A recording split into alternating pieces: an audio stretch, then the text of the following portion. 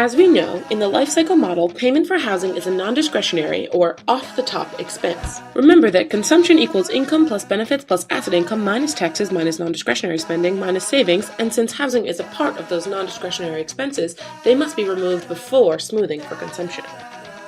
Let's compare two families of similar circumstance. Here we have the Phillips, Mary, Peter, and their daughter, Patricia. Mary makes $65,000 per year, and Peter makes $40,000, and they rent this lovely apartment for $2,000 per month, with $80,000 of regular assets. Just next door we have the Wilsons, Carrie, Rich, and Kyle. Carrie makes $65,000 per year, and Rich makes $40,000. In all respects, the families are the same, except that the Wilsons own their $400,000 home, which they purchased with a down payment using $80,000 of wealth, and are paying a $320,000 mortgage over 30 years. If you run this simulation in ES Planner or look at the graphs in our book, you'll notice that homeownership has a huge impact on the family's standard of living. First of all, we see that the Wilson family will have a higher standard of living every year for the rest of their lives.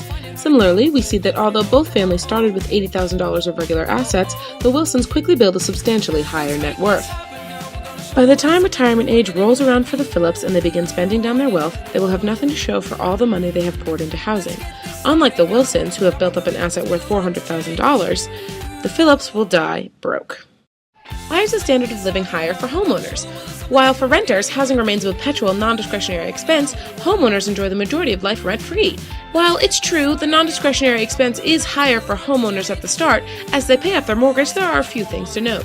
First, mortgage payments are constant and in nominal dollars. Therefore, as the years go by, they decrease in real dollars, making them easier to pay and helping to shrink the Wilsons' non-discretionary expense. That brings up the next benefit of homeownership. Owning a home protects against inflation.